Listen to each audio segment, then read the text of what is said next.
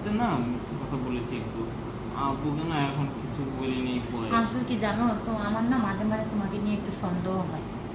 না, তুমি আমার অন্য ওই যে বয়ফ্রেন্ডদের মতন মনে করো না। না, যে এটা তো স্বাভাবিক না, অস্বাভাবিক কিছু না। তুমি আমাকে হোটেলে নিয়ে আসতে পারো। এই যে তুমি আমাকে ইউজ করতেছো, তোমার বাবা মাকে বলো না, সেদিন বললে আমি বলছি, এখন আমার বলতেছো যে আমার বাবাকে রাজি করে দেবো।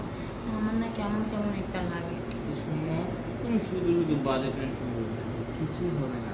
তোমাকে আমি আমার ঘরের বউ বানাবোই বানাবো। কবে বানিয়ে দেবো?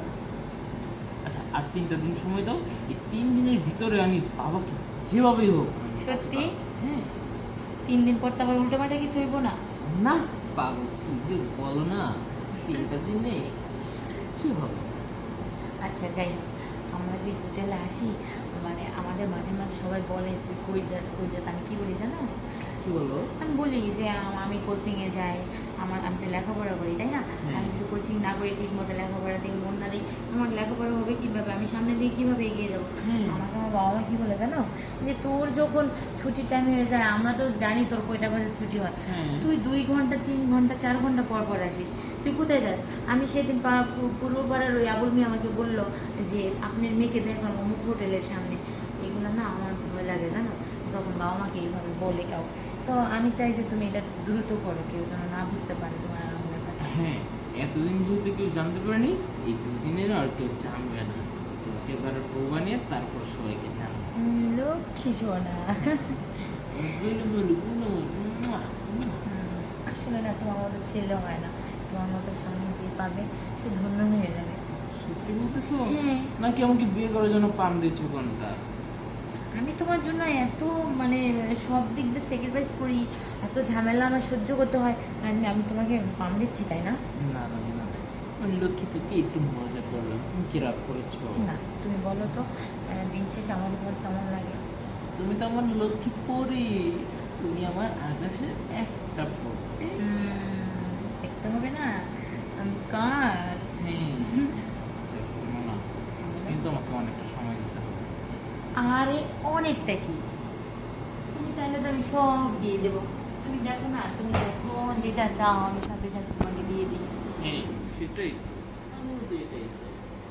তোমার আমার দিন হবে, ছোট্ট একটা বাবু হবে, ওকে নিয়ে আমরা ঘুরতে যাবো। আমার কত শখ তুমি জানো?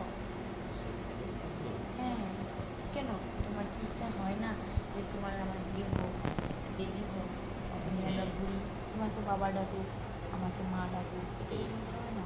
আমি তো বাবাটা শোনার জন্য অনেকগুলো অপেক্ষা আছে। শুধু আপু একটু রাজি হোক তারপরে। চলো। ময়না, ও ময়না, আজকে কি থাকবে তুমি? এই শোনো, বলো। এই যে আমরা তোমার আর আমার রিলেশন না 4-5 বছর হয়ে গেল, হ্যাঁ। তোমাকে বারবার বলি তোমার আব্বু আমাকে বলো, আব্বু আমাকে বলো, আমরা বিয়েটা করলে ফেলাই, এইভাবে আর কতদিন লুকাই লুকাই করতে দেবো? আর কয়েকদিন একটু অপেক্ষা করো, বাবাকে খুব শীঘ্রই বলে দিব, তুমি চিন্তা করো না। তোমাকে যখনই বলি তখনই তুমি বলো বাবাকে খুব শীঘ্রই বলবো, শীঘ্রই বলবো, আমার চাকরির ব্যবস্থা হোক। আর কত এইভাবে?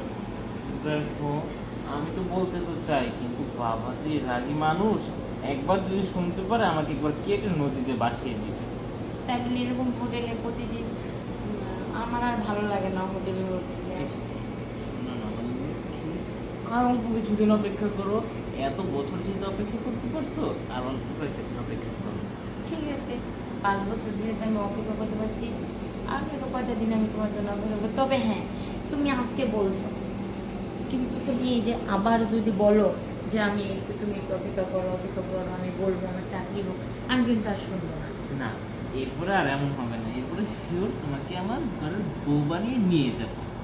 আমি তো চাচ্ছি খুব শীঘ্রই আমি তোমার বউ হওয়ার জন্য। হ্যাঁ, আমি তো বলছি, আমি আম্মুকে অলরেডি বলেই রেখেছি, এখন শুধু আব্বুকে রাজি করানো বাকি। আব্বু রাজি হলেই তোমার ঘরের বউ। আব্বুকে রাজি করানো মানে?